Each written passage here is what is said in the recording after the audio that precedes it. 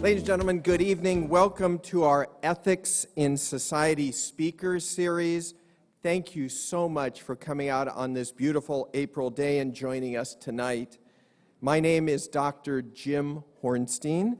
I am the chairman of the Community Memorial Health System Bioethics Committee, and it is absolutely my pleasure to moderate tonight's extremely important conversation and hands-on workshop on advanced care planning. So before we begin, are you ready, unlike some of our other speakers, to actually roll up your sleeves and get some work done? Are you ready? Are you good? Are you good? Great. Excellent. Our program tonight is entitled Goodbye Death Panels, Hello Patient Choice. Now, we chose this topic in awareness and in celebration of National Healthcare Decisions Day. National Healthcare Decisions Day is actually a very special day when all Americans, not just in Ventura, not just in California, but throughout the United States, can reaffirm our fundamental right to make and to record our own healthcare choices. This is extremely important, and I certainly hope at the end of my remarks that this is very much reinforced with all of you, how important a right this is for all of us to exercise. So on behalf of all of us here today, my speakers and the Community Memorial Health System, happy National Healthcare Decisions Day to all of you, and thank you so much for coming out tonight. Now, before we begin, I'd like to acknowledge our sponsors for the evening, the Community Memorial Health System.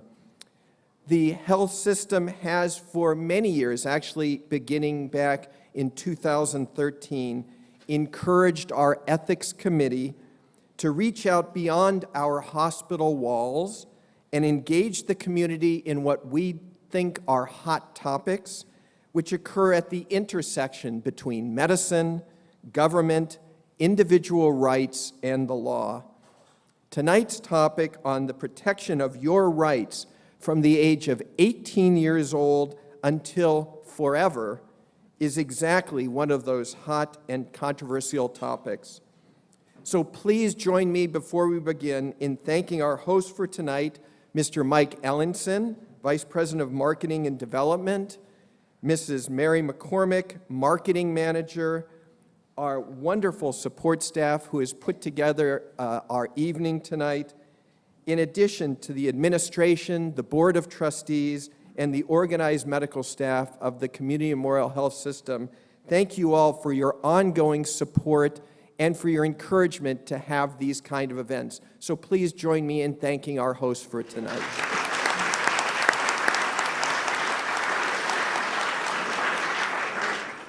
I'm actually, this is off script a little bit, but they are terrific people to work with. And I think the fact that we can fill up a room on a beautiful day like today speaks to the commitment that our organization has to reaching beyond the traditional hospital role that we have and engaging the community in these kind of very, very important topics. So again, on my own behalf and hopefully on behalf of you, thank you to our host for allowing us to continue these programs.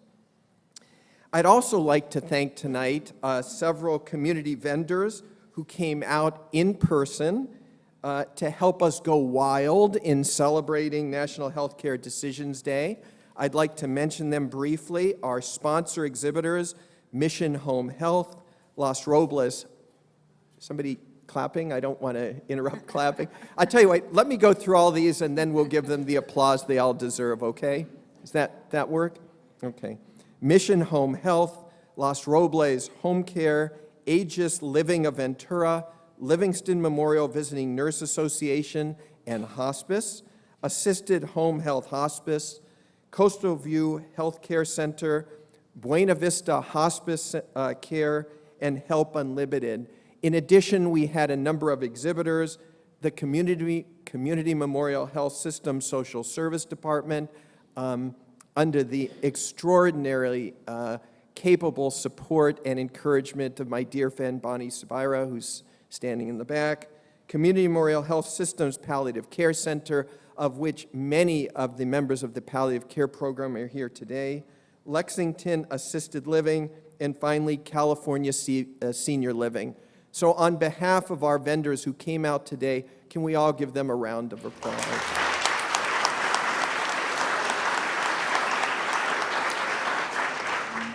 Now, we are being taped, and in several days, this will go to be in our catalog of many of our other Ethics in Society programs. So again, those who are watching later on whatever electronic medium you'll be watching us, I want you to know that we have a full house today. Everybody looks very healthy, very happy. Are you comfortable?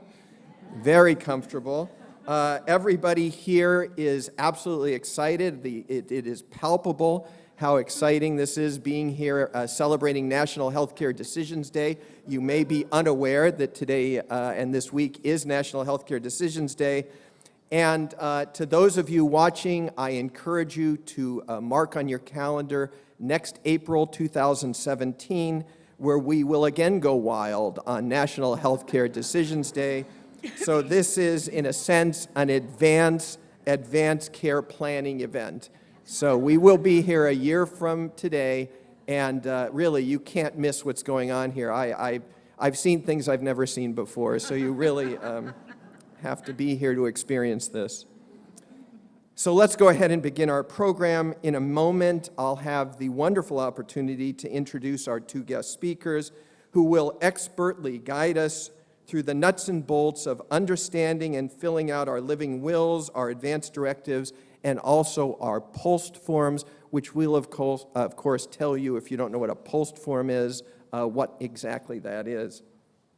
However, if you would give me a few minutes, let me provide for you some background information and, frankly, some context for you to more fully understand the history of the documents which we will be discussing and creating. Let me start by introducing you to three young women. Some of you, I would imagine, already know at least one of them. So if we could have the first slide, please. Anybody know who that is? I hear Terri Schiavo. Anybody else?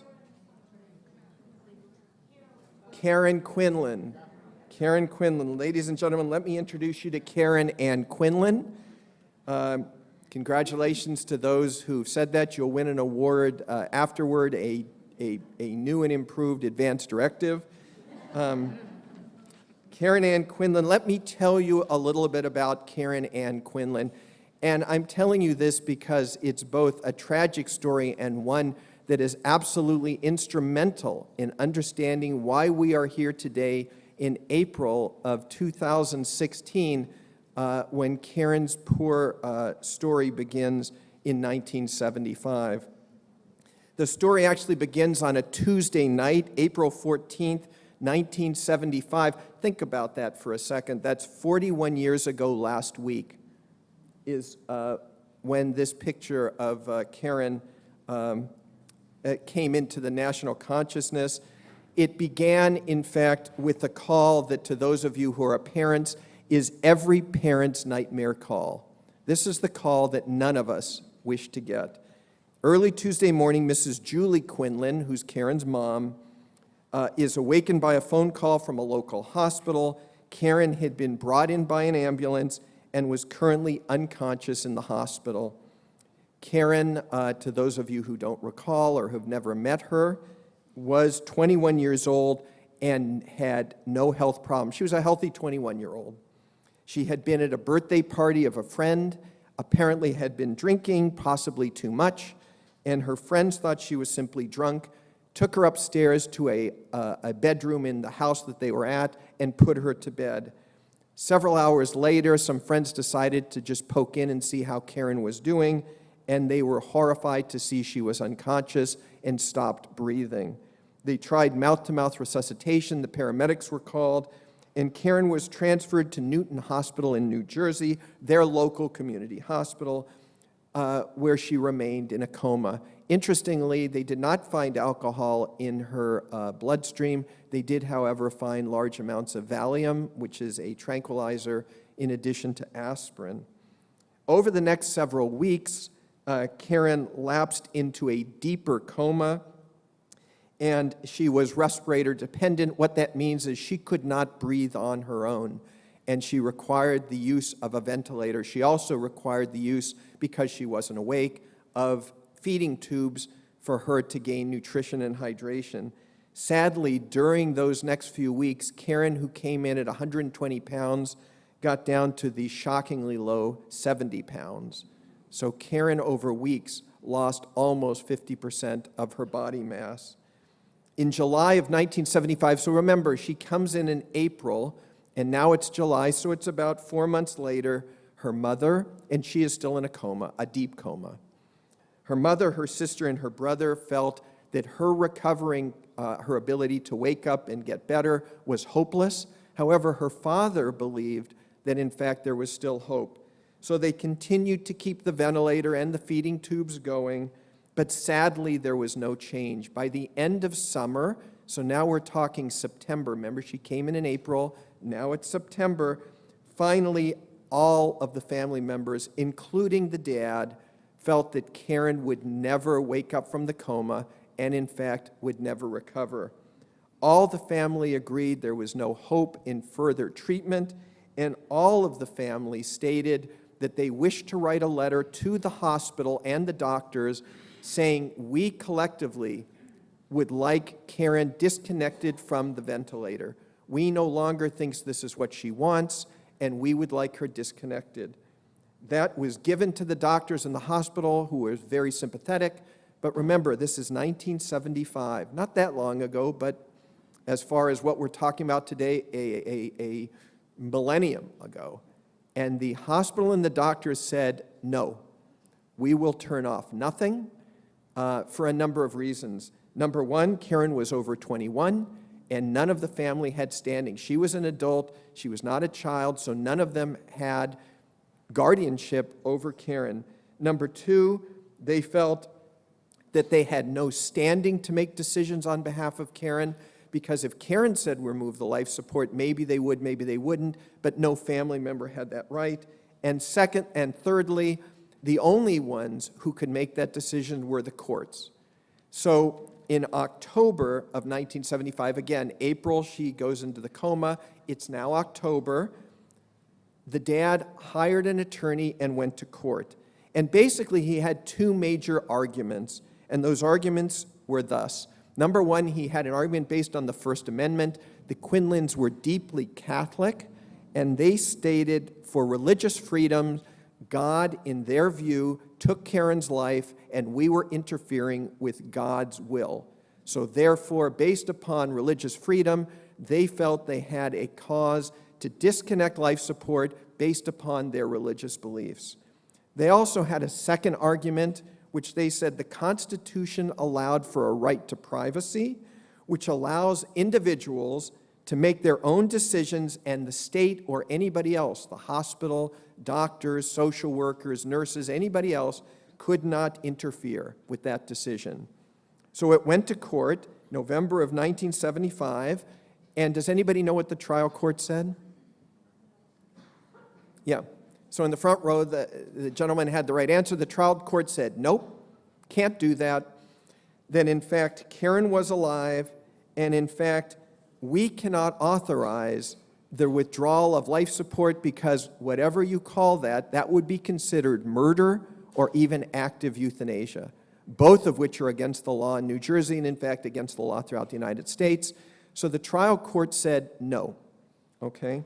It then gets to January of 76. Remember the time frame. It went from April, and now it's January. Meanwhile, Karen is still in a coma, and the Quinlans appealed to the New Jersey Supreme Court. They didn't accept that answer at the trial court level, so they went to the New Jersey Supreme Court. What happened? Anybody knows what happened at the Supreme Court level in New Jersey?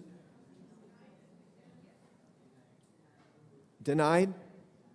Denied. They said yes. Well, it's going to be one of the two, okay? You got a 50-50 chance. Well, okay, this has to be a good story. So they said yes this time. Okay, so they actually reversed the trial court, which was remarkable because all of a sudden, for the first court in the United States history, the court in Supreme Court in New Jersey said several things. Number one, by the way, their rationale was quite interesting. They did not buy the Catholic religious freedom of religion. They said, look, if God wants to take Karen, God could take Karen anytime God wants. God is God, and the courts don't need to give God permission to do whatever God wants to do. So basically, they didn't buy the God argument. However, what they did buy was this right to privacy. They said there is a constitutional right to privacy, and patients or their surrogates have the right to decide medical choices, and the state and society must concur, this right to privacy. Now, this is 1976. Anybody remember where this right to privacy argument came from? I mean, any constitutional lawyers here? I'd hate to argue in front of you. No, good. All right, so I can say anything because... All right, so if you were to look at the Constitution, which I really don't want to, bring up, but if you were, would you see that right to privacy anywhere in the Constitution of the United States? No, there is no written right to privacy. So where in the world did this New Jersey Supreme Court say, we agree based upon this right to privacy? Anybody? Where have we heard these words before? Is it patients' rights? In a sense, it is patients' rights, but a specific case that happened 3 years earlier. And you guys will all groan when I tell you what it is. Roe versus Wade, the abortion case. In Roe versus Wade, the U.S. Supreme Court said women have the right based upon an implied right to privacy in the Constitution. It's not in there, but it's implied in their statements that women have the right to terminate their pregnancy and nobody can interfere. That's where the right to privacy came from, was 3 years earlier in that case. Very interesting how all of a sudden 3 years later an end-of-life case came based upon that argument. So based upon that, the New Jersey Supreme Court said the Quinlans do have the right to disconnect life support based upon this right to privacy, and they were very funny in the sense, or not funny, but they were very interesting in saying, we actually don't know what this is called when you withdraw life support from a living person, but we know what it is not called. It is not murder, and it is not euthanasia. We're not quite sure what it is, but we know it's not that. So no one will be prosecuted for that. It is not homicide. The only other point I wish to make, and this is sort of an interesting side note, was the third thing the New Jersey Supreme Court said was this. They said the New Jersey Supreme Court stated that, by the way, just between us, stop bringing these cases to us. We don't like these cases, these end-of-life things. Frankly, keep them to yourself. So in the future, when you have these life or death cases, would you mind running them by your ethics committee? So we would like you to take these kind of cases like Karen Quinlan, and please bring them to your ethics committee, and if the ethics committee believes that there's nothing else more that we can do to help this patient to regain consciousness or any goal that she has, then you don't have to go to court. So they recommended, would you please go to your ethics committee? Does anybody have any thoughts about that? I mean, about going to your ethics committee in 1976? Yes. What ethics committees? I mean, there was no such thing in 1976 of an ethics committee. They did not exist. The New Jersey Supreme Court made it up. They just said, gee, we think it's a great idea because who is the New Jersey Supreme Court? Well, it's 9 justices. What are justices? They're lawyers. They're not doctors. They're not ethicists. They're lawyers. And they're saying, we do not like these cases. So bring them to an ethics committee. You don't have ethics committee? Make them. Create them. So the reason I mentioned that is, frankly, that's about the time I was completing medical school. We were very interested in reading these cases. Just if you're ever asked on Jeopardy, You can answer. Here's the answers. The first ethics committee in Ventura County was at the Ventura County Medical Center, the county hospital. It actually organized 4 years later in 1980. It was chaired by Dr. Dave Feiner, of which Feiner Building is named. It was also with Dr. John Pritchard, who is still practicing there as an internist, and they had a very young intern who was just starting out in his medical career named Jim Hornstein, who also happened to be a founding member of the first ethics committee in Ventura County. A wonderful person, I should mention. Very, very bright. And as far as the Community Memorial Hospital, before it became Community Memorial Health System, our first ethics committee began in 1983 under the organizational experience of Dr. William Zuber. Dr. Zuber was a thoracic surgeon, and I actually joined our ethics committee at this hospital in 1984, and Dr. Zuber mentored me, and I became the second chair of the ethics committee at Community Hospital. So that's kind of an interesting aside, that this New Jersey Supreme Court not only made this statement about what we can do with Karen Quinlan, but they also brought us to where we are today with having ethics committees in 99% of every hospital in America. A very profound decision that actually affected all of us. By the way, so what happened to poor Karen? Anybody know? Anybody know what happened to Karen? Took her off the ventilator. She lived She off lived. the ventilator. Right. Okay, so our speaker, who probably obviously has studied this pretty well, it's kind of a fascinating story. So the doctors were now given permission to withdraw her ventilator, but since that had never been done before, they were very nervous. So they actually took 3 hours to wean her off a ventilator. By the way, do you know how to stop a ventilator? Right, it's like turning off a light. However, they were so nervous that they would be the one who finally caused her death, and they just had morally it was so upsetting to them that they actually took time to wean. So they weaned her off the ventilator, they extubated her, took her off of the breathing machine, and what happened? She did not die. And not only did she not die, but she lived for 10 years in a coma, never waking up, and in fact died on June 11th, 1985. Okay, which is interesting as a physician and as somebody who works in end of life, and frankly for all of us here, sort of remarking about how good we are at making prognoses about how patients will do in the future. Sometimes we hit it right on, and other times, in this case, they were convinced she would die in seconds, and she lived 10 years. So sort of put that in the back of your mind when anybody assures you this is what's going to happen to your loved one in the future. Frankly, if we were that good, we would all be in the stock market and not involved with healthcare. I'm kidding about that. So that's Karen. Any questions about Karen? Yes. So, was there any discussion about removing her feeding tube? In that, or was it just the respirator? God, it's so wonderful to have somebody ask a question which then leads to the second part of my conversation. So can I have the next slide, please? Yes, thank you. Thank you. Yeah, a plant. Anybody know her? That is not Terry Schiavo. Good guess, but that's not Terry. That is a woman that I hope you never forget. This is Nancy Cruzan.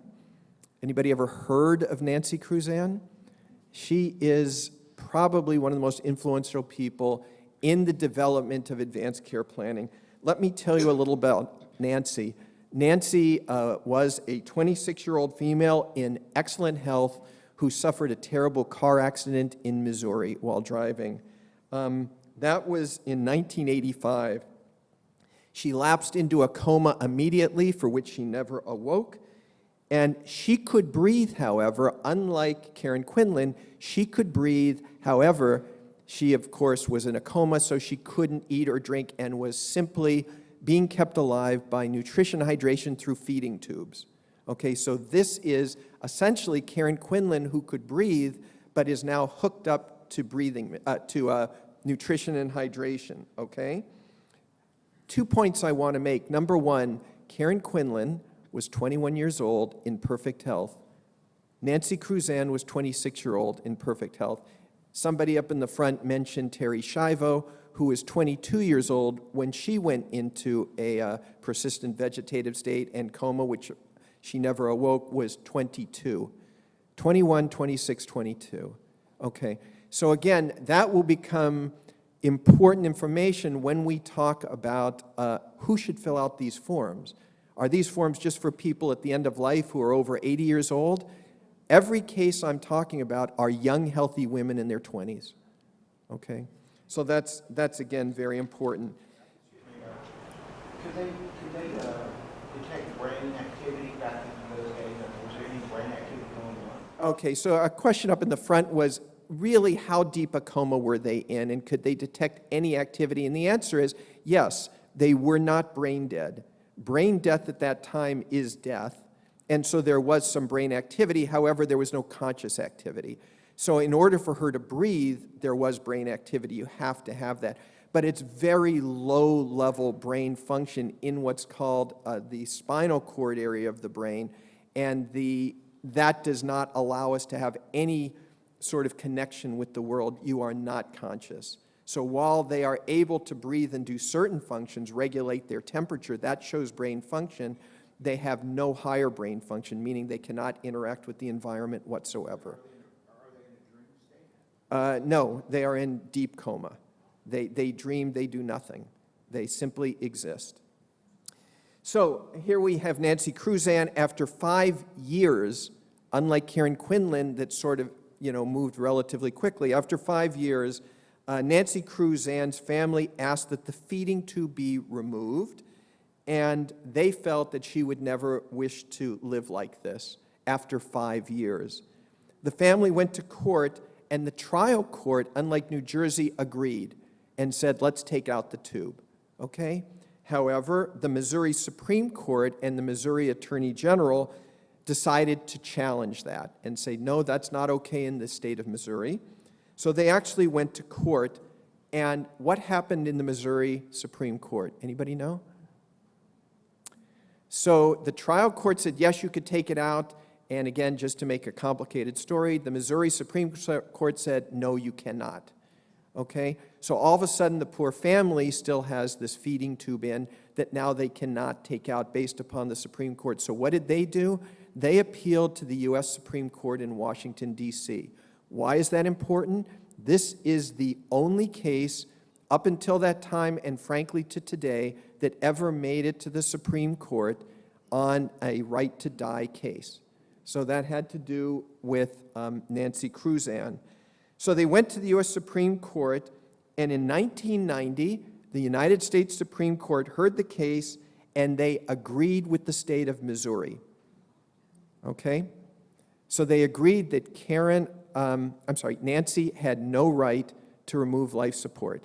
So many people who are arguing for patients' rights were very disappointed. One would think that, right?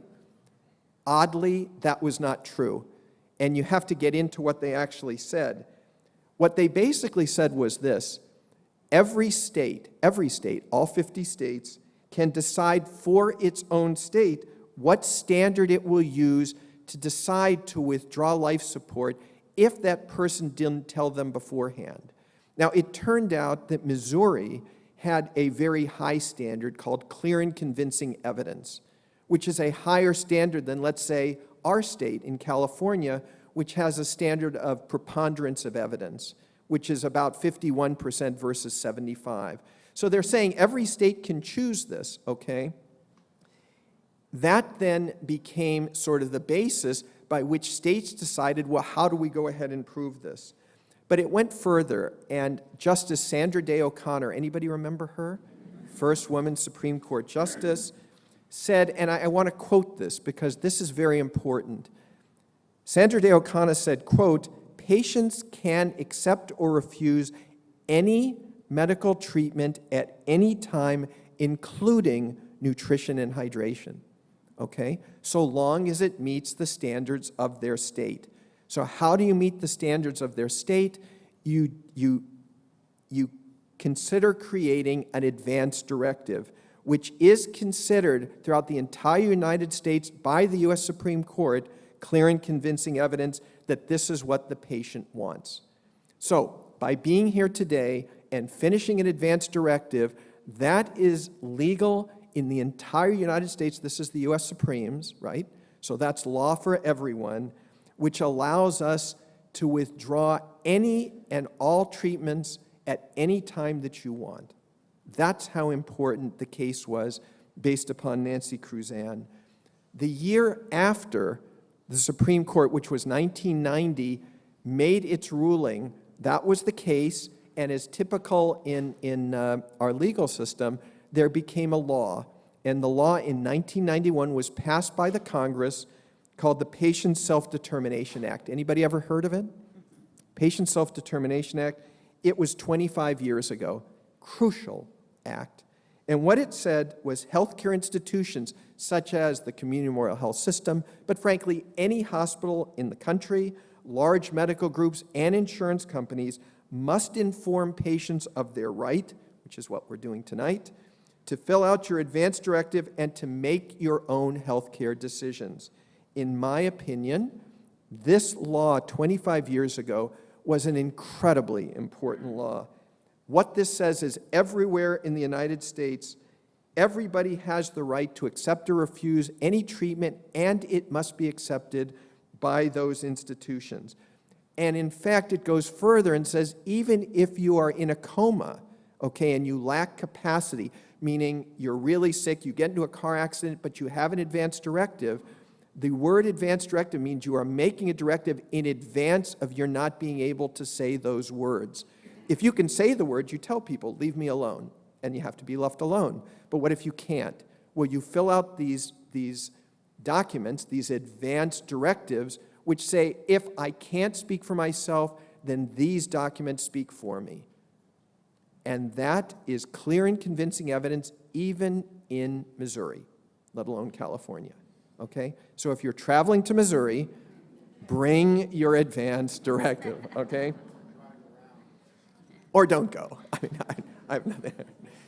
So anyway, so that's very important. And again, I want to reiterate the point. This right is available for everyone 18 and older, regardless of where you live and regardless of your state of health. And again, I bring to you those numbers. Karen Quinlan, 21, healthy. Nancy Cruzan, 26, healthy. And again, somebody mentioned, I'm not going to talk about her, but Terry Schiavo, who we all remember from a few years ago, 22, previously healthy. So how are we doing now? So this is the law. It's been the law for 25 years. Maybe you didn't know that, but it's been the law for 25 years. How are we doing in exercising our rights with this law? And the answer is not very well. We're not doing a great job at this. According to recent studies, only about 25% of the American public, 25%, have filled out these advance directives. I mean, that's pretty bad, don't you think? Yeah. This is, thank you. Anybody else? Yes. Yes, very bad. Thank you. Yeah, we can do better. That means 75% of the American public end up getting sick, ending up in the hospital, and we don't have a clue as to what their wishes are, because you can't ask them because they can't talk, okay? So these are incredibly important, and we can and should do better, okay? By the way, does anybody know what happened to Nancy Cruzan? So Nancy Cruzan, again, the U.S. Supreme Court said she has to keep the feeding tubes in unless she reaches clear and convincing evidence. It went back to the trial court in Missouri, and I think Missouri just got tired of the case. And all of a sudden, a friend of hers, she was a teacher, said, you know, I remember her talking about Karen Quinlan and saying, if I ever end up in that state, please withdraw all life support, including nutrition and hydration. It went back to the court. The court said, oh, well, that's clear and convincing evidence. And they removed her life support, and 10 days later, she unfortunately passed away. Okay? So let me just briefly talk about, I told you I was going to mention 3 women. I'd now like to mention the third woman. I suspect some of you may have seen her. Can I have the next slide? Does anybody know this woman? I did not ask if any of you liked this woman. I simply said, did any of you know this woman? This is, of course, Governor Sarah Palin, former governor of Alaska and former vice presidential candidate in 2007. So what in the world am I bringing up Governor Palin to do, talking about living wills, advanced care planning? Have I lost my mind? Okay. Yes, thank you. I hope to prove you at least partially wrong. So in 2009, let me very briefly tell you why Sarah is with us tonight. In 2009, of course, then President Obama was proposing the Patient Protection and Affordable Care Act, which we all affectionately know as Obamacare. So he was proposing this to pass through the legislature, and his healthcare policy advisors also saw the poor rate of completion of advanced care planning. What did I tell you? 25%. They thought that was pretty bad. It is pretty bad. And they decided to write into healthcare reform law, okay, back in 2009, passage 1232, which incentivizes doctors and patients to go to your doctor's office and to have conversations on advanced care planning, meaning to fill out advanced directives and sign them with your doctors, okay? Remember, the Supreme Court in 1991 already said that's the law. That's what we want to do, okay? So President Obama, in the emerging Obamacare, said, we got to start doing this. You may have not realized this, but it turned out that from 1991 through 2009, we are encouraged to fill these out, but doctors were never paid to have those conversations, okay? Never. Now, these conversations, and you'll hear, oftentimes take a while, 20 minutes, 30 minutes, 45 minutes, an hour maybe, and basically, everybody thought it was a good idea, but nobody wanted to pay for it. Okay? Medicare did not pay for it. So all of a sudden, in the Affordable Care Act, they recommend paying for it. Okay? That was discussed. Was that a good idea? Yes. Very good idea. I mean, we all agreed since 1991 we should all do this, especially if you're going to Missouri. But frankly, you could go to your doctor and, you know, with a few exceptions, the doctors will say, well, I can talk about your high blood pressure, diabetes, anything else, but I don't really have an hour to talk for free. I mean, if I do that, I'm not going to be in business very long. So that was the intent of the law. However, Governor Palin did not like this section. And on August 7, 2009, Governor Palin wrote in Facebook, and I am quoting, quote, "The America I know and love is not one in which my parents or my baby with Down syndrome will have to stand in front of Obama's death panels so that his bureaucrats can decide based on a subjective judgment of their level of productivity in society whether they are worthy of health care at all. Such a system is downright evil," unquote. That's what she wrote. On August 12th, so 5 days later, because people were wondering where is this coming from, she then goes on to write again in Facebook that her remarks were addressing Section 1233, which I just mentioned, of the Affordable Care Act. And so in review, what did Section 1233 say? It simply said to provide reimbursement for having the conversations between doctors and patients about the sort of care the patient would want if they were getting sicker and couldn't decide for themselves, right? Based upon the Cruzan case and the Patient Self-Determination Act of 25 years earlier. That's what it said. In fact, that section said nothing about health care costs.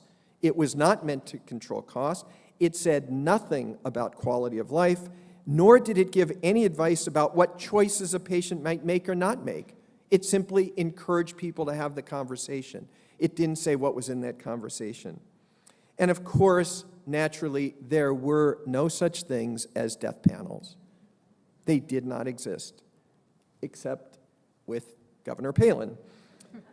Unfortunately, however, then and frankly, in our current situation, healthcare, as I'm sure I don't need to reiterate, is very political. Is it not? Is anything not political? Okay.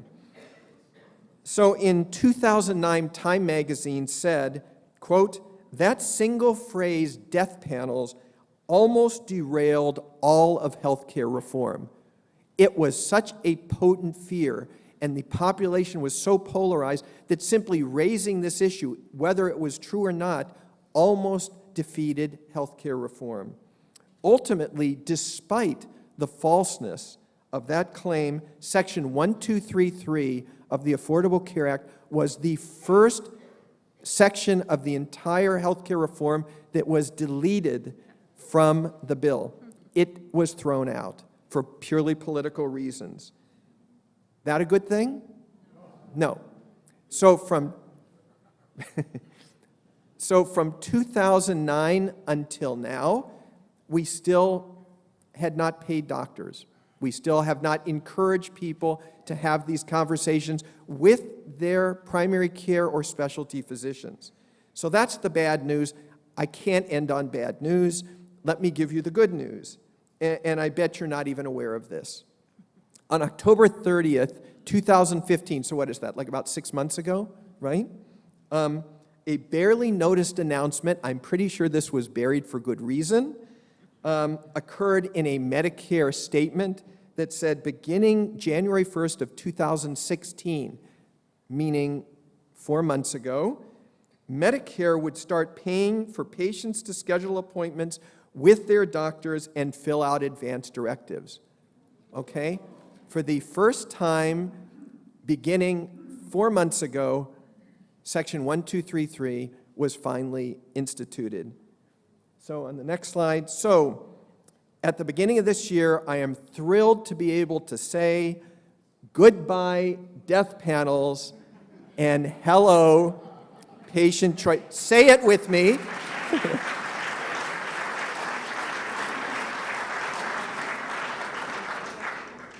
I'm not kidding. Say it with me. Goodbye, death panels. Hello, patient choice. Ladies and gentlemen, welcome to tonight's Ethics in Society program.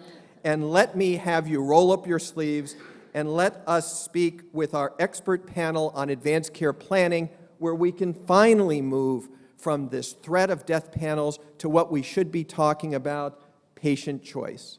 Okay? It's my pleasure to turn over the podium to our first speaker, who is Diana Jaquez. Diana received her bachelor's and master's degree in science and nursing at San Diego State University. She is certified in hospice and palliative medicine, in addition to being an advanced practice nurse in oncology. Furthermore, Diana is the administrator of the inpatient and the outpatient palliative care service at the Community Memorial Health System. In addition, Diana not only is a terrific palliative care nurse, of which I have had numerous wonderful opportunities to work with her as a clinician, but she has also advanced the field of palliative medicine throughout our city, our county, and our state through numerous amazing activities. Ladies and gentlemen, a wonderful welcome to a good friend of ours, Diana Jaquez.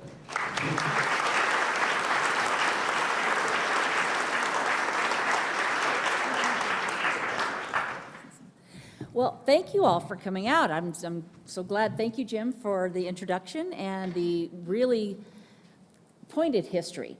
And I think that looking at the history of advanced care planning and all of the discussions that you can potentially have with family and friends, I think that it really, we really need to look at how do we help you kind of understand the process for getting this started. And it's a little bit of a kickstart. So, an advance directive allows you to share your values, your choices, and instructions about your future health care. Why is it important? It's about how you want to live your life. I think a lot of people look at advanced health care planning and think, if I fill this out or if I have this conversation with my family, it's really about the dying process. I have a number of people who come into our palliative care service and they say, you know, I just can't get my kids to sit down and talk about this because they equate this with me talking about death. And really, as you approach this, I want you to keep that in mind. This is not really talking about death and dying. It's really talking about how you want to live your life. It's talking about the kind of medical treatments you would want or you don't want, how comfortable you want to be, and some of the things that are the most important to you and what you value, what makes life worth living, and where you want to be if you find out that your time is short. It gives you an opportunity to share those values and your wishes with your loved ones. There is nothing any more important, and I think that you're going to hear a theme throughout the night, that there is nothing any more important than this discussion. There's no form, there's no piece of paper that's any more important, but it is important that you document it as you go along and that you have the ability to transpose that into a plan that other people can see. It helps to clarify who you would want to make decisions for you if you could not make them for yourself. How many of you here value being able to make your own choices? Yeah, that's what I expect. Now, how many of you have an advanced care plan in place already? Okay. One of the most important things about this is this helps you to clarify the person that you would want to make decisions for you when you can't. One of the things that I think is little known is that in the state of California, the California consent law, is that there is no hierarchy for decision-making as far as families go. That means if you're married, your spouse has no more right to make decisions for you in the absence of an advance directive than do your children or your siblings. And as you think about that, how do you know that you've had the conversation with the right person? How do you know who knows what your values and your core goals are? Having an advance directive in place denotes that you've had a conversation with someone, that you've had that ongoing discussion about what your values and goals are, and that in the case that something happens to you and you're not able to, that they can speak on your behalf. This advance directive is not asking them to make decisions for you. It's asking them to reflect what your decisions would be. You are asking them to be your surrogate, your voice. It helps to guide your agents by clearly stating what your goals and values are. Now, some of that is, what would a good day look like to you? What do you value in your life? Including religious, family connections, your wish for family relations and atonement. It gives you that opportunity to think ahead. What would be the most important for you as you go along? Now, the conversation is wonderful, but having the conversation in a format like this allows you to create a legal document that, as Dr. Hornstein said, is clear and convincing evidence in the state of California and across the nation that will allow someone to stand up and say, I have been named the surrogate decision maker, and I know what this person's wishes are, and here I am to speak for them. When should you review or update your advance directive? As Dr. Hornstein said, this is appropriate for anyone over 18. Now, how many 18-year-olds do you know that step out and fill out their draft card and fill out an advance directive? Zero. Because as an 18-year-old, we all felt a little invincible. We feel like that there's nothing that can stop us. But as we saw with the 3 women up there, all in their early 20s, all with health and a life in front of them, that ended up in a situation where They could not make a decision for themselves, and they were all held into a standard that caused suffering and long-term debility, where their families felt that burden of having to make decisions and fight for them. So, as an 18-year-old, gosh, think about the values that an 18-year-old will have. You know, they're paying off their car, they're going off to college. There's a lot of things that are very different for an 18-year-old than there is for a 30-year-old who's starting a new family, who is a breadwinner in the family. Now, as you're talking through that, and you're talking about someone who may not be able to make a decision for themselves, whether it be for one day because they got in an accident, or whether it be for a lifetime, then the values that the person would assign to themselves is what's really important to hear. As you go through life, let me use an example. My husband and I ride motorcycles. Yeah, I hear boos from my doctor all the time. But I've ridden for the last 30 years. So who's to say that at 20, 30 something, when I did my advance directive the first time, that getting out on that motorcycle one day, I would either temporarily or permanently not be able to make a decision for myself. My husband and I both decided that it was important for us because we have children and we have a life together that we wanted to help protect. So it was important for me to say to my blended family, I am naming my husband to make a decision for me if I cannot, because I've had the conversation with him and I don't want to create a rift between my children, his children, and our children together. So that allowed me to state what my values are, and I was a very healthy 30-something-year-old lady. So as you go along, what about the 60-year-old who's starting to have some comorbidities and diabetes and a little heart disease and maybe is going in for knee replacement surgery, or with the unknown risks of having procedures done? I'm not even talking about someone who's been in a car accident or who's had a major event. That person may have a little bit of different values. They may have gone through a divorce. They may have gone through a change in jobs. They may now be retired, and their values may be a little different on what they call the best day ever, what they call the limits that they would place on aggressive measures possibly, or what they would do to sustain their quality of life as life goes on. My little guy here says, I don't mind staring mortality in the face, I just don't like the way it's looking at me.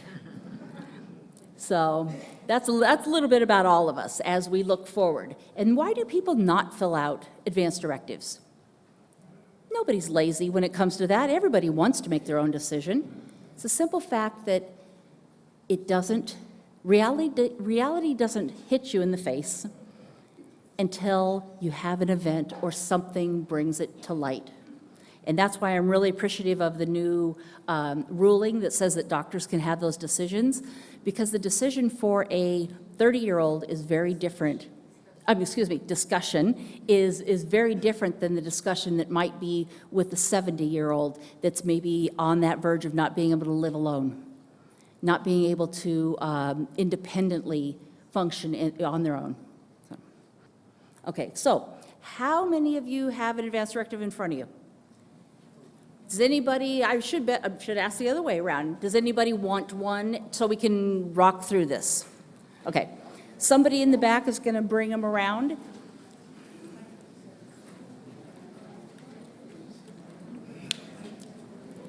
While they're bringing this around, let me tell you, this is a state of California form, but it is good in all states. It is transferable between states. It just says California on it because they're the ones that drafted this particular document. And I am going to go through these. It's a large document. The majority of it is instructions.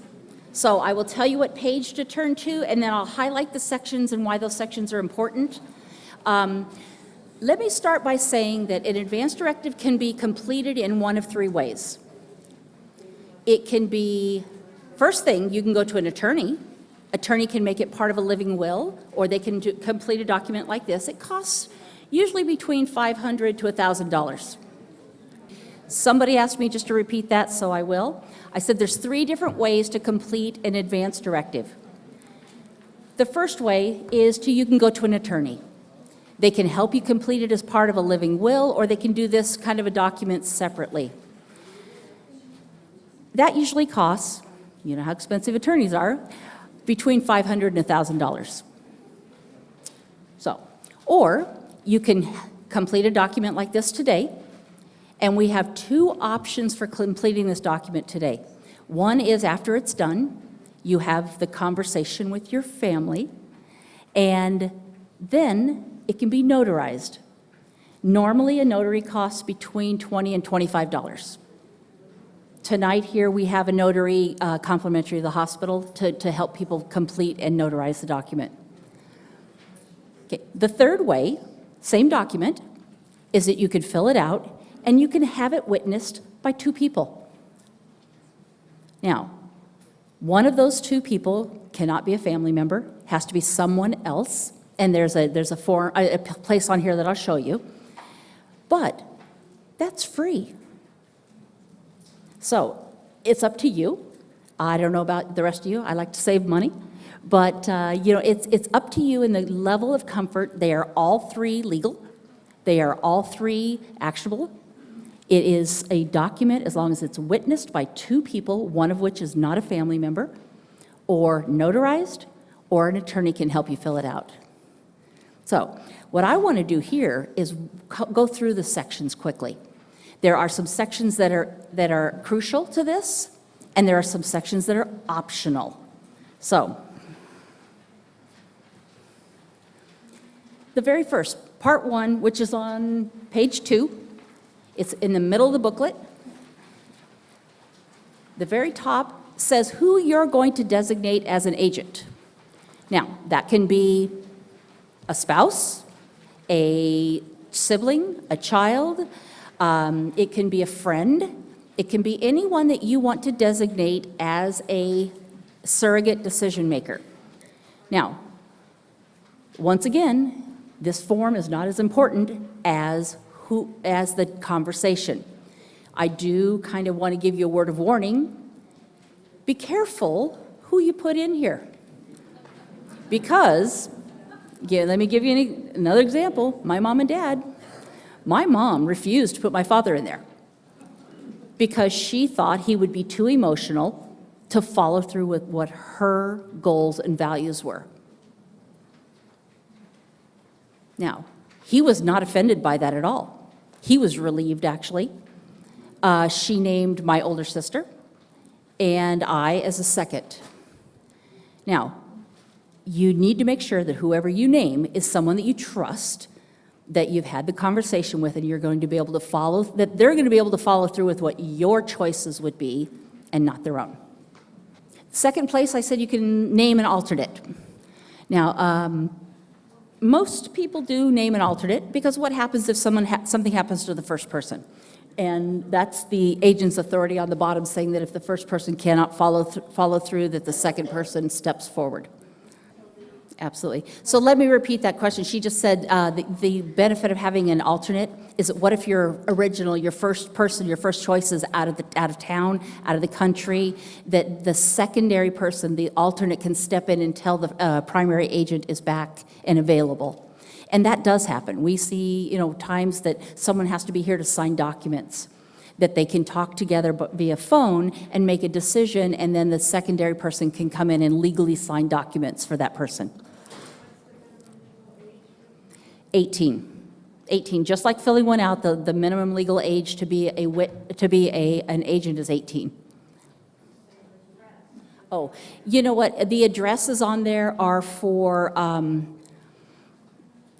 just to be able to send things to them. You can name an agent and not put an address down at all. So if the person changes addresses, that's not a big deal. You can either, if you know it and you want to update it, you can mark through it. But that does not stop that person from still being your agent. Okay? The next section on there is on page 3. And it talks about this is an optional section, but it talks about end of life decisions. Now, where this comes to play is if you've had a sudden accident or stroke. Think about this.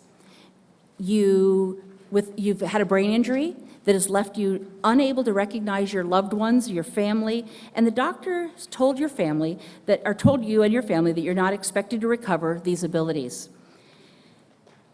This might mean that you'll require long-term assistance in a nursing home. Would you or would you not want that treatment?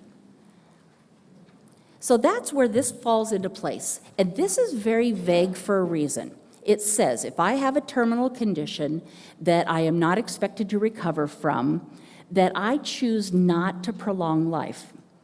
Now, this falls back into that same category as the ladies before of if you're not expected to recover from this, this is where this takes over.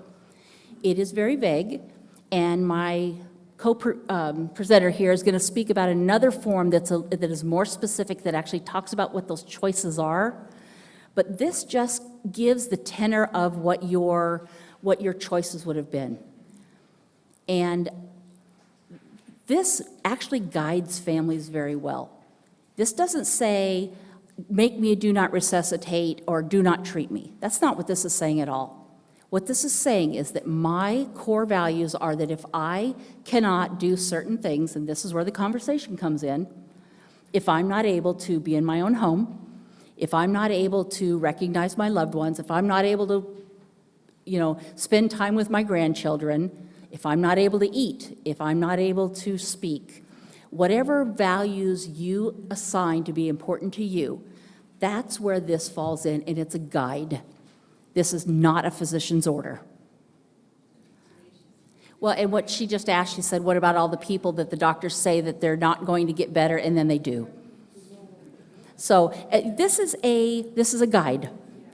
And like I said, this is not a do not resuscitate order. This is just guiding, saying that if I become in that condition, and that can be qualified by the family, saying, if I want to watch and make sure that they're okay for a week, a month, but now that kind of guides that decision when the doctors say that they have all the confidence, or actually no confidence, that the person's going to wake up or regain what was valuable to them, that you would not want to live in that condition.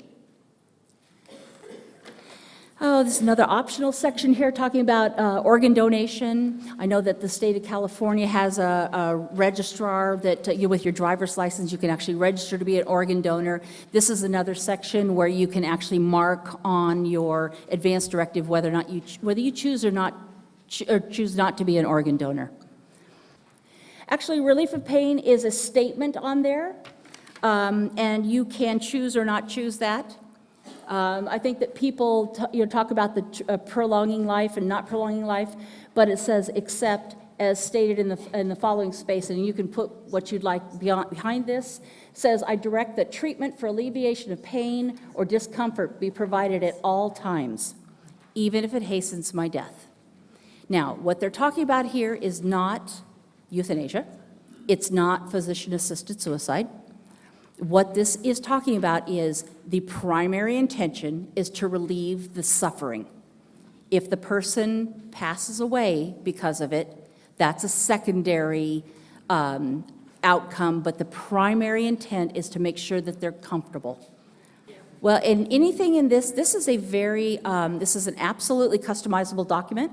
You can mark through anything that's not important to you that you don't want, or you can say initial behind it, and that's something that, truthfully, I had never noticed on this document, so thank you for bringing it to my attention. This is a state document, and if you don't like that statement, then you mark through it. Okay? You could put it in section B. Like I said, this is a customizable document. You can put it right in section B as part of your wishes. I was just going to say that if she's arranged to donate the body to science, that would be part of the disposition of the body. Right. And so I think that would override the donor unless you want to do both. Right. Correct. But if you'd like to put it, what she just said, that if you've already made arrangements like that, that would override the decision, a disposition of a body. But you can also put it in here for your peace of mind, that other people would know that it's documented and it's listed here, and it's in an item that other people can read. Okay? Right. And I think that that's a clarification of something that you could speak with anybody in a hospital setting, or if you're with hospice or with any other agency, is that there is no charge for organ donation. Right. Right. Yeah. Well, and I think that's a clarification of something that should be. When a person gets to be 90 or older, how do we know if the parts are usable?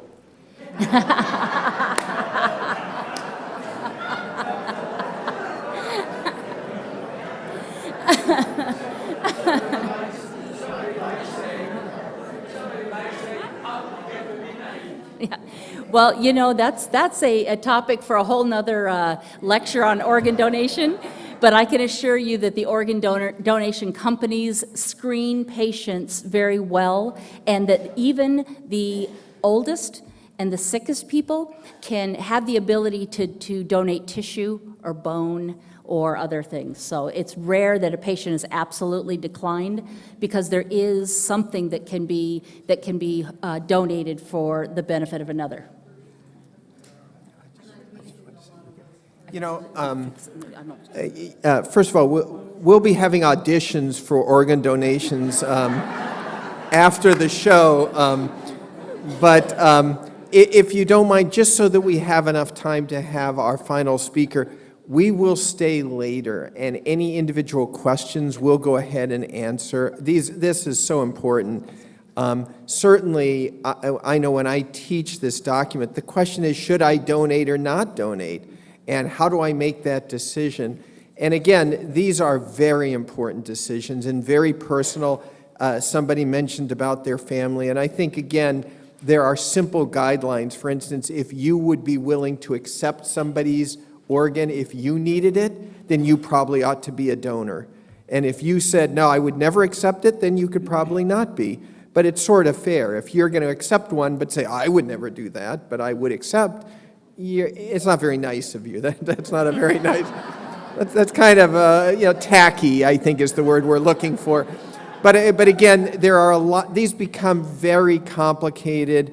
I think Diana was completely correct. As far as the issue of donations, certainly there are certain vital organs like liver, heart, lungs, which is probably going to be in the area of the youngest donors, such as car accidents for young people, sadly. But I think Diana was completely correct. There are all sorts of opportunities for donation if you are kind enough and generous enough to consider that for everyone. And those decisions ultimately are not made by the hospital personnel. They're made by a group called One Legacy in our community, who actually comes in and would look at things like bone and skin opportunities for people, let's say, who have bone diseases or even have burns. So in other words, or corneas, there are opportunities for donations for virtually everyone. So if you are generous enough to say, I am a willing donor, then what that's saying is One Legacy will come in and evaluate you individually at that time. Okay, I think that's the answer. But having said that, if you don't mind, I'm terribly sorry, if we could hold questions till the end, we'll let Diana finish, we'll let Terry speak, and then I swear we'll have more opportunity to have further conversation. Well, great questions, though, and I think those questions are some of the most important things that will help you to complete these documents. But now, what do? You sign the document in front of either your witnesses, your attorney, or your notary. So this section here is where you would actually sign it. So don't sign it until you're in front of one of those, whichever you decide to use to execute this document. The signature, if you're going to use a notary, just like anything else being notarized, has to have a valid ID. Witnessed, you have to have at least, there you go, signature of witnesses. You've got a first witness, second witness, one of which cannot be a family member. And then the second person who is not your family member also has to fill out this little section at the top. And it just is attesting that they're not a family member to you. So that's your first option for filling that out, is to have it witnessed. Your second option is to sign it in front of a notary and pay your $25, or tonight here, get it done complimentary, and have that done and make that a legal document also. You don't have to have witnesses. Someone is notarizing that your signature is yours. Yeah, this is a state of California form, so if someone's doing this out of the state, they should get another state's form, because your notary is bonded in that state. But once it's done, it's valid in all states. Everyone has to accept this in California. Physicians, no. This is a form that there are many forms. There's a form called 5 Wishes. You can write it out on a piece of paper and have it notarized. The form is not the important part. It's that you've done it, you've had it witnessed, or you've had it notarized, and that it's an authorized document that says that you've made your choices. So the form is not the important part. So a hospital that says you have to have their form, maybe they offer it to you, and I think maybe that's a misunderstanding of whoever was working there. But if you have a form that's been executed anywhere, doesn't even have to be in the state of California, if it's properly executed, they have to accept it. And let's talk about the next steps. What do you need to do? Once you finish this, you need to talk with your agent about your goals and wishes. Preferably talk with them before you assign someone, so that, like I said, you've got the right person who understands what you need. You give a copy to your doctor, to your family. You take a copy with you if you go to the hospital. You take a copy with you if you're away from home for an extended period of time, because who knows what's going to happen there. You regularly think of those 5 Ds that I had in the beginning. Review it every decade, because your values change. With the death of a loved one, you might change your mind about how you've seen things that have gone on with them. If you get divorced, you certainly would want to reevaluate whether or not you want your ex-spouse to be your decision maker. So with a divorce, with a new diagnosis of a serious condition, because your goals and values may change a bit. And certainly, if you're experiencing a significant decline or a deterioration of your existing health conditions, especially if now you're unable to live by yourself. But live your life knowing that your values and goals are clear and will be honored. This is the most important part of all of this. No document is as important as the conversation you'll have with your agent or your family. Remember that values and choices change over time, and that you may need to update this document, and that this is all about respecting your choices, your vision, and your goals. Thank you.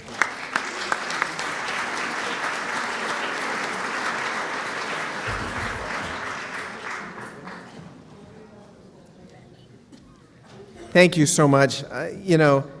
There are so many more things we can talk about, and we will. Like I said, all of us have agreed to stay after we finish, but I would really like to pivot to our next speaker, who is Terry Helton, a nurse. Terry received her master's degree from Mount St. Mary's College in Los Angeles in nursing education.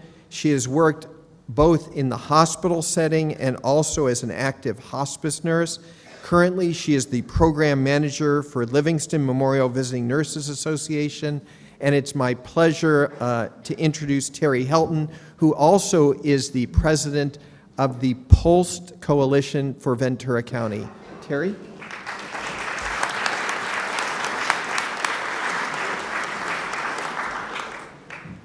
It is a pleasure to be here. Can you hear me in the back? So, yes? Okay. I am thrilled to be here to talk about this, and I'm going to say I get to do the short part tonight. I often talk about advanced healthcare directives and POLST, and it is a pleasure to do this. So what is POLST? And I put this on here so you can see exactly the P, the O, the L, the S, and the T. The Physician Orders for Life-Sustaining Treatment. And I do want you to see that it's physician orders, life-sustaining treatment. This isn't all about death. This is about how we live. And again, we're going to, kind of hint at Palin, it gives us choices. So POLST history, just a little bit of this for the physician-ordered life-sustaining treatment, POLST. 1991, what was that date? Well, Oregon got busy as the government, the United States government got busy. Oregon became very busy and formed a task force on POLST. In 1995, they were the first state to initiate a POLST. And I want to tell you right now, the POLST has nothing to do with assisted physician suicide, physician-assisted suicide, okay? POLST is about life choices and choices we want maybe at our end of life, okay? So in 1999, California Coalition was formed. The California Coalition for Compassionate Care is what it's called now. And then in 2000, and I'm going to sneak in a little thing here, I was told by Dr. Hornstein that Ventura was a leader in the POLST being formed in California, that there was a pilot program in Ventura County that was trialed before the rest of the state. There were four areas, and Ventura County was one of those trial areas. And he was, Dr. Hornstein was in the beginning of that planning. So, amazing man. In 2009, a law became effective in California. It was actually voted in 2008, and as of January 1, 2009, the POLST became legal in California. In 2009, we weren't the only ones. It was New York State also had a document that could state people's wishes in a doctor's order. It is a doctor's order, and they called theirs the MOLST. And the reason they called it the MOLST is so that they could not only incorporate physician signatures, but they could incorporate nurse practitioners and physician assistant signatures also. So it's a medical orders for life-sustaining treatment. Then, in 2016, we, after all of the work of the paradigm, the POLST paradigm throughout the United States, there are only 3 states who do not have a document that state that people can state what their wishes are and that a physician can sign as an order. And I'm going to continue to say that word order for now, and we're going to look at some differences. There was also in 2016, I want to note that there was a major change that took effect as of January 1st, 2016, and that is the POLST form changed to allow nurse practitioners and physician assistants to be able to sign the form in California. And of course, they always have a physician that is supervising them that can back up that signature. But we're going to move on. POLST versus advanced healthcare directives. Is there a difference in these? As we heard Diane say, an advanced healthcare directive is not a doctor's order. It's a form that allows you to choose an agent, a decision maker, who can make decisions for you if you're not capable of making those decisions. If you were to be in an auto accident or have an incident that happened, you could not make decisions for yourself, medical decisions for yourself. That's the purpose of the Advanced Healthcare Directive. On the other hand, a POLST is a form that allows you to make decisions in advance that can be made as a doctor's order that a physician, nurse practitioner, or PA signs that says, these are my wishes. It's an actual doctor's order, and we're going to continue to go through this. So POLST is not intended to replace the Advanced Healthcare Directive. They're to complement each other. Both are legal documents. And if you're interested, if you'll look, I don't know if this has a, if you'll look at the very bottom on this, it says AB 3000, that's the actual law. So if you're ever interested, you want to go on the state of California and look up their laws. If you can't sleep, that's something you can do.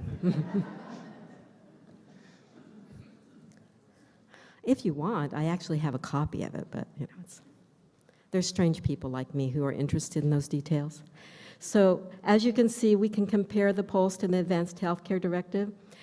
Advanced Healthcare Directive is for anybody 18 years old and over who can make decisions for themselves. Anybody 18 years old and over should have an Advanced Healthcare Directive. The general instructions for treatment are on that Advanced Healthcare Directive. She just talked about that.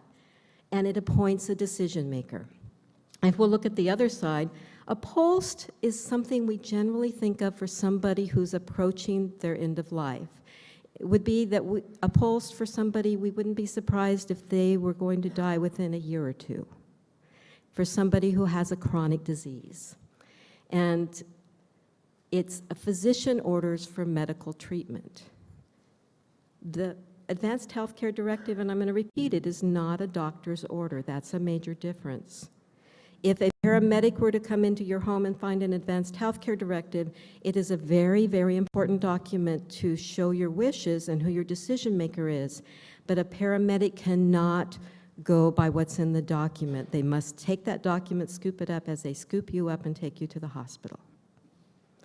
If they see a post, and we're going to go through this as we go on, they can follow the order because it will be an actual physician order. So now notice, when you do an Advanced Healthcare Directive, who signs it? You do. I signed mine, right? And then I had 2 witnesses. On a post, it can be signed by you, if you're of sound mind, or it can be signed by that decision maker. So that's a huge difference too, okay? So we're going to move on up. Who would benefit from having a post form? Anybody who has chronic illness and it's progressive. And when I talk about this, I usually say, what's a chronic illness? And so diabetes that leads to heart disease, chronic kidney disease, people who have chronic respiratory problems, people who have dementia, Alzheimer's. Cancer is a chronic disease now. So people who have chronic diseases should be having a conversation with their physician about choices. And it shouldn't be a one-time conversation. It should be a continuing conversation. It should be a conversation of, if, I have this and we do this, what's going to be the result and what is the quality of my life and where does it lead to? So chronic illness is a reason. Serious health condition. Medically frail. As we age, we become more medically frail. Our appetites decrease. We become weak. Hopefully we keep moving, but we do get weak. And I want to remind you that this is a tool for determination of your wishes. And something that I'm going to remind you it's a tool. Because, as Diane said, it's the conversation that counts, the discussion. So it allows, why a post? It allows individuals to choose medical treatments they want to receive and identify those they don't want. It allows for goals that direct treatment that promotes quality of life. Provides direction for healthcare providers during serious illness. Again, how is this different than an Advanced Healthcare Directive? It's an actual doctor's order, physician's order. And if you will pull out, all of you should have had a pink form. It will, on one side of it, it will have a little emblem in the corner that says EMSA. It will have an ABC on it. It's a little heavier paper than most forms. Okay, as we're waiting, I don't have the screen up here, but it does say in the corner, EMSA. And what that is that's the Emergency Medical System Authority. And I would like you to know that any decisions that have been made on this this form, have gone through the Emergency Medical System Authority. And that emblem is on there because they will recognize that this is something that their organization has agreed to when it's signed by a physician, nurse practitioner, or PA that is an actual doctor order. And they should follow the directive on it. No changes in this form. The development was with their help, and no changes can be made without their approval. And then it goes through the system for California before we even make a new form. Pardon? The Emergency Medical System Authority, who runs the whole, the fire systems in the county, in the state. It's the state organization. So it's a big deal. Also on the top of the form, as you're waiting to get the document, it talks about this is a HIPAA-approved form. So forms can be shared. When a paramedic may pick this form up, if you were in a nursing home and they got this form, then we know that not only can the nursing home see it, but the paramedics will take it with them to the hospital. The hospital has the right to see this form. And then when you go to maybe a nursing home or another place, they have the right to see this form as a medical form. So it is called HIPAA approved. It's the right of, your right, you're saying that people can see your medical document here, because it is a medical document. It's a physician order. Okay, if you'll see, there's A, B, C, and D. We're going to go through that. And I'm going to ask you, I'm going to do my little thing here about nitty-gritty stuff. So please bear with me, and I talk about this on purpose so you can have an understanding. How many have seen ER, the program ER? How many have seen the program ER, emergency, the television program that was called ER? How many have seen the television program House? Okay. Have you ever noticed how often they do the CPR, the code blue on House? Yeah, you've seen that? How often do the people get up and walk away and live a normal life after having CPR on House? Most of the time? Yeah. And the television program ER, it's 75% of the time. I guarantee on House it's probably over 90% of the time. Okay, the reality, do you guys want to know the truth? Okay. The truth is, if you are a healthy senior over 65, 70 years old, 10% of people survive CPR. Okay, well, if you survive, okay? If you're an unhealthy senior, it's less than 1%. Now I'm going to go on and I'm going to explain to you that in order to do CPR, it's more than the electrical pads that they put on and do the electric shock. It is 2 inches that must be pressed on the bone right here 100 times a minute to make sure that oxygen is getting around through your body. And if I am pushing on somebody's chest 100 times a minute, 2 inches, and you're a senior citizen, or a frail person, I'm going to be doing some damage. I might be breaking some bones, which might be causing some problems to the liver, lacerations to the liver.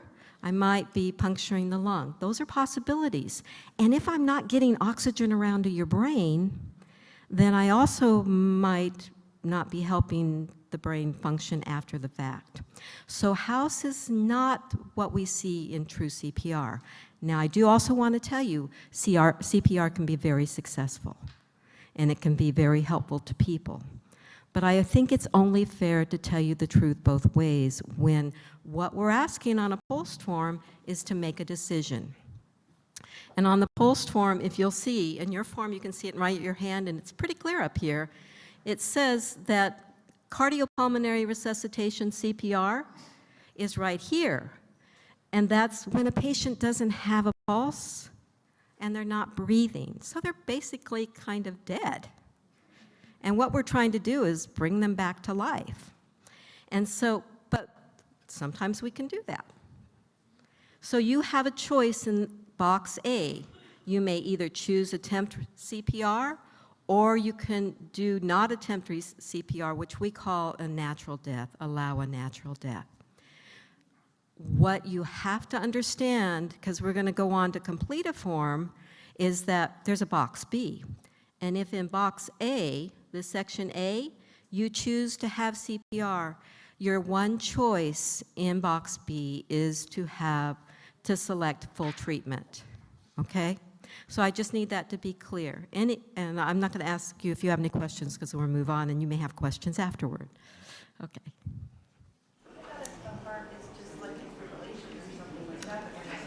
Okay, so she's asking what about if the heart is just in fibrillation or something like that? Well, part of what we're going to talk about and why I covered it first for the POLST is we generally tend to use a POLST for people who have chronic, serious illness who are approaching the end of life. So part of the choices when you're selecting here for CPR or not is that consideration. Are they already approaching end of life? And if they have an end of life disease, what is eventually going to happen anyway? That disease, that chronic illness is probably going to take them. That's part of the choice. Also to think if it's defibrillation, you can, if you want to choose CPR and you're at home, in order to do that, you have to start the emergency medical system. You have to call 911 immediately if it's an adult, call 911, and then you go back to that person and start CPR. Because that has to be tested from a machine to see what the heart is doing. Does that so? And I'd love to answer all of those kinds of questions, but we won't get through this if I continue to do that. So, but they're good questions. So, on section B, full treatment is a primary goal. There's a goal statement on here. One of the changes that was made in 2014 to this form, updating it, was we put some goal statements. On here it says, primary goal of prolonging life by all medically effective means. That's the idea of full treatment. So full treatment is if I had a respiratory illness and I went and all of a sudden I'm found on the floor and I'm really having trouble breathing, and you call 911, and they scoop me up and take me over to CMH, and I really cannot breathe, they're going to put me on a ventilator and help me breathe. I will not be breathing on my own. I would have a tube down my nose and into my lungs that would help me breathe. So that would be full treatment. They would probably put some IVs in and check out my body through x-rays and scans and do blood tests and have me in ICU with all kinds of tubes in me. That would be full treatment. And that would probably be my choice at this time in my life. Okay?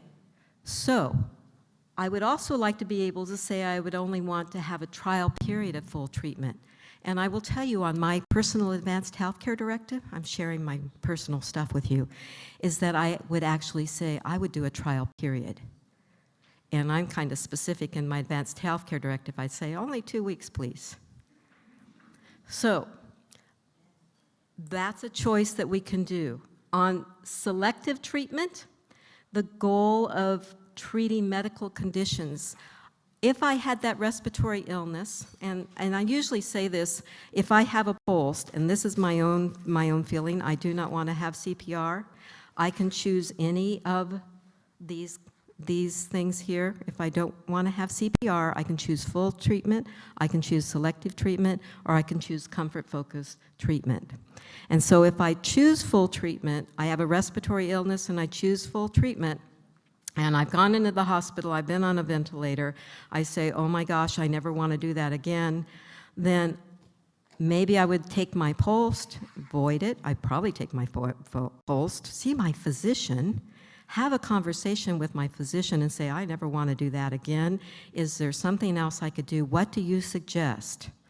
And the physician would say, well, maybe we could try selective treatment, and this is what it's going to be.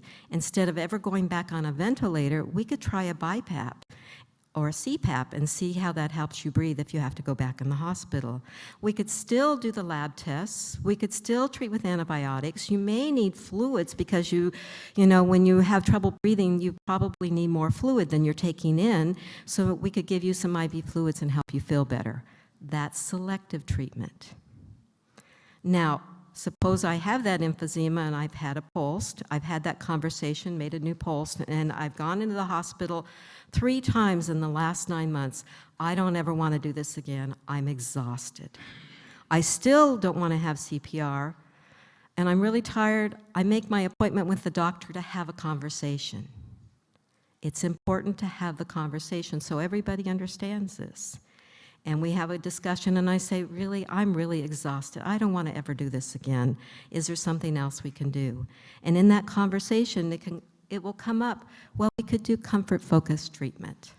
And that comfort-focused treatment, I don't ever want to go back to the hospital. I can have oxygen in my home, I can have medications that help me relax and breathe better. That will be my choice. And so I now void the old POLST, draw a line through it, date it, form a new POLST where I mark in box A, I do not want CPR, I want comfort-focused treatment, and we'll move on to box C, okay? Basically, the POLST is for emergency intervention.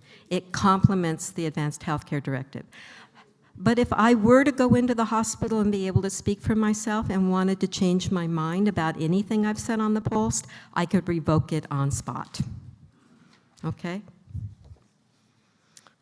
And I do want to remind you that if you choose in box A, CPR, the only thing in box B, section B, you can choose is full treatment. However, if you choose to allow a natural death, to do not attempt CPR, then you can choose any of the three in section B, okay? Another reason to have this conversation with somebody who understands this is related to your chronic illness, what's going on in your life, and to help you make the correct choices for yourself. So it's not only a conversation with family, which is hugely, hugely important, it's a conversation with a physician or nurse practitioner, PA, okay? And this is what I just talked about. If you have CPR, full treatment. If you choose a do not resuscitate, also allowing a natural death is what we are trying to rename it, is you can see where the arrows point to. CPR, full treatment, DNR, selective treatment, or comfort-focused treatment. Box C is about artificial feeding. And as you see, there is a place that you can mark for long-term artificial nutrition, including feeding tubes. Or you can mark a trial period of artificial nutrition, including feeding tubes, or no artificial means of nutrition, including feeding tubes. Okay, so I'm going to briefly, quickly talk about feeding tubes and decision-making in this section. Is that if I were in an auto accident and I could not make decisions for myself, my Advanced Healthcare Directive says, and I don't have a pulse because I feel like I don't have a chronic illness, and I haven't had a conversation with my physician about that.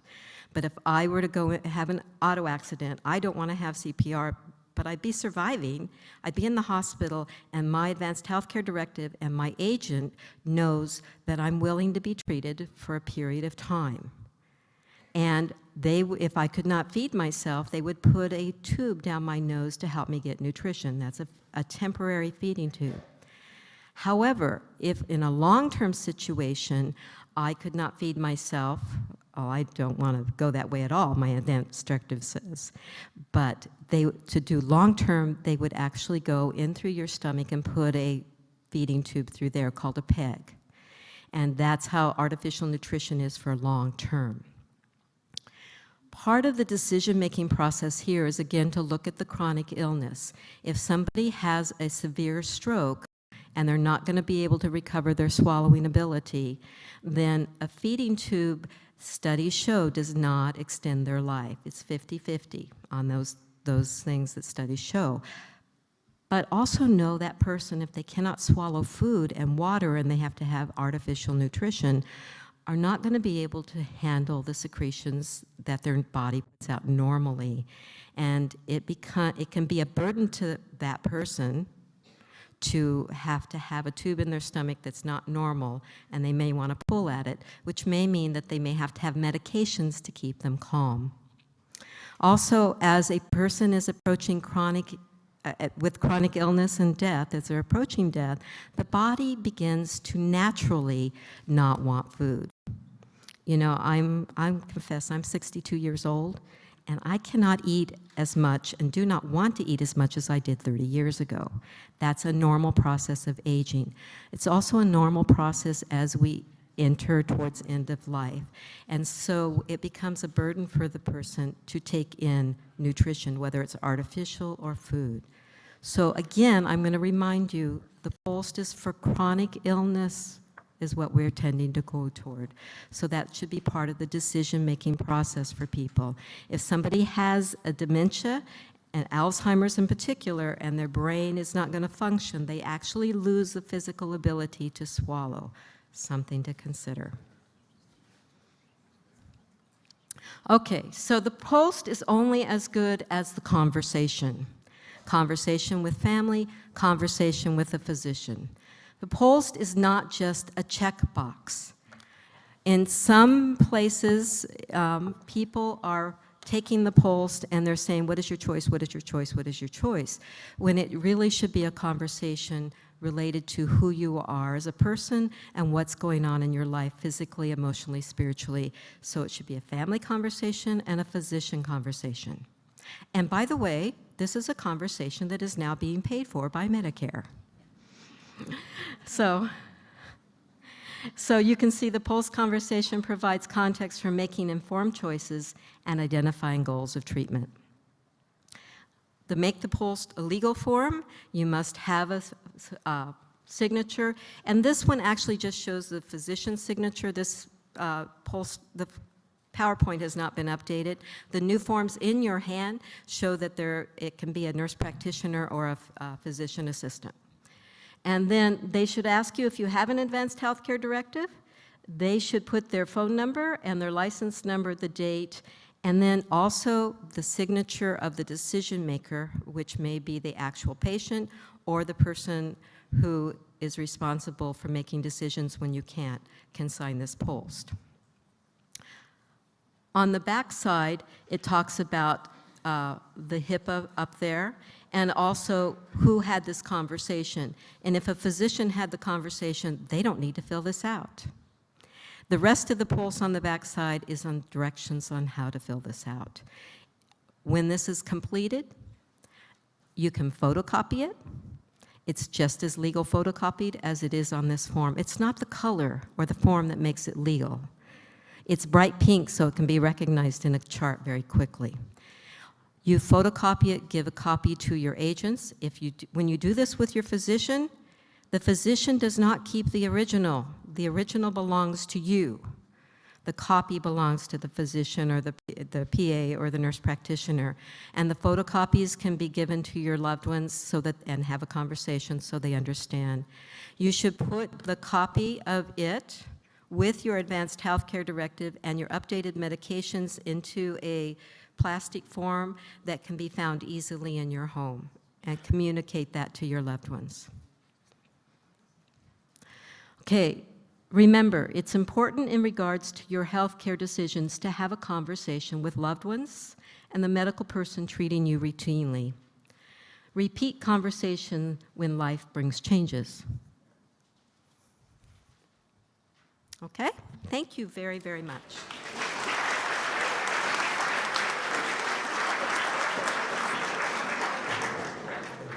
So as I promised, we are going to stay here later.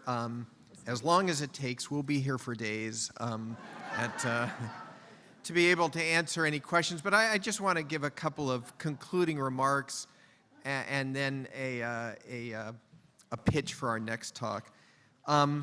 As you leave here tonight, there was a lot of information given. I hope it was helpful. You have some documents in front of you. Certainly, this is the beginning of the conversation. I hope you realize, as we've talked about multiple times, this is not the end of the conversation. Talk to your loved ones, talk to your spouse, talk to your friends, talk to your family, talk to your gardener, talk to whoever you choose who gives you information that you listen to, and then, of course, speak to your physician, because that's part of this shared decision-making where we are a partnership together. And what I want to reinforce is this. In 1995, which for many of us seems like yesterday, Karen Quinlan and her poor family had to go to court to simply stop everything, and it was a big to-do, and it went all the way to the Supreme Court. Fast forward to 2016, and I hope you appreciate while you leave here that everything has changed, that we have moved from this legal sort of mode that The doctors are in charge, the hospitals are in charge. When you get sick, you give up everything, and the doctors and the hospitals will do everything unless the court stops it. That was 1975, which, come on, isn't that long ago for many of us. That has radically changed. And all of a sudden, we have shifted fundamentally to you as all of us, you, me, whether you're in medicine, whether you are well or in a state of altered health, that you have the right to decide what to do with your body, okay, and what kind of healthcare choices to make. That choice is so important. And putting that choice into writing, the paper itself is not important, but the conversation you have with your loved ones, with the people that are important in your life, and to really reflect upon your values. And I think, as both Diana and Terry stated, look, if you are a healthy 65-year-old and you get into an accident, then absolutely you should have CPR and you should have full treatment, because there is every expectation that you will improve. On the other hand, if you are at a different part of your life, and frankly it could be at any age, but you have terminal cancer, and you have end-stage heart disease, and you have end-stage lung disease, and you have end-stage kidney disease, then it makes virtually no sense to have the same treatments that we forced upon you in 1975. And the whole point is for you to say, somebody said, well, what if I have atrial fibrillation or ventricular tachycardia? The answer is, what's the context of your health?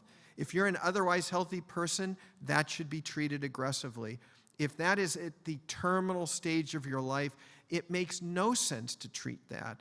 So again, we have to move away from just looking at individual disease processes and to look at your entire life and to share that information with your doctor, your nurse, with the people who matter most to you, and say, in the event something bad happens, what's the likelihood of me getting benefit to reach my goals? And my goals are to have a meaningful interaction with my family and with the people that mean most to me. That conversation is most important. So as you leave here, please keep in mind this trajectory that I hope you leave with. In 75, you had no choice. The doctors and the hospitals were bound to do everything they could, whether it made any sense whatsoever or not. Those days, thank God, have changed. And the locus of decision-making has switched to you. So now you have to be honest. If you are in good health, then by all means, pick aggressive treatment. If you are in horrible health and it is toward the end of your life, that aggressive treatment, which for some people is life-saving, for you may be actually worse than death. That, as was saying, we could crush every bone in your body, we could stick tubes in you, we can keep you alive, as those poor women were kept alive. Terry Schiavo, Nancy Cruzan, Karen Quinlan. They got no benefits from those treatments. And the whole point of advanced care planning, unlike those poor women, is to say, if I end up in that situation, please listen to me and listen to those people that speak on my behalf. And don't just do crazy things because you can do it. Do it because it reaches and meets my goals. That's the point of advanced care planning. That's the point of National Healthcare Decisions Day. And that's the point of us coming here today. Clearly, there's so much more to talk about. We have all sorts of excellent questions that I'd like to answer, but the evening is getting late. I promised to get you out 30 minutes ago, so I'm sorry for that. What I would like to say, and again, we will stay here, is first of all, would you please thank me in thanking our speakers today, both Terry and Diana, for an excellent job.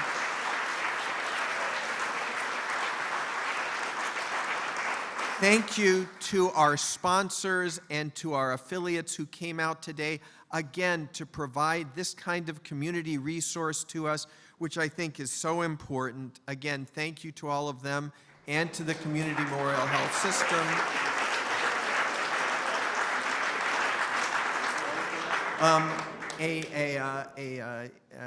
I'm sorry, please allow me 1 second to plug our next event. If you are at all possible, this one should move away from where we're talking now to an area that in the 4 years we've had programs we have never talked about. Our next program will be on May 11th. You will be getting information. It will be in the paper. It will be on the radio. Again, May 11th, which is slightly under 3 weeks from today. Same place, 5:30 to 7, where we will be talking about the ethics of eating. Okay, does anybody like to eat? So basically what we will be discussing in 3 weeks is why has eating become so difficult? Does anybody know if we should be eating more gluten or less gluten? Should we be eating GMOs or not having GMOs? Are artificial sweeteners hurting us or helping us? What about red meat? The discussion we will be having is why has eating become so complicated? What should we do to sort it out? The ethics of eating, and frankly, since all of us care what goes into our mouths, it's an important topic for all of us to have. We have a great line of speakers, and again, it's May 11th, same bat time, same bat station, 11 at May 11th here at 5:30. And so on behalf of Community Memorial Health System and the Bioethics Committee and our speakers, thank you all so much for coming today, and see you in a few weeks.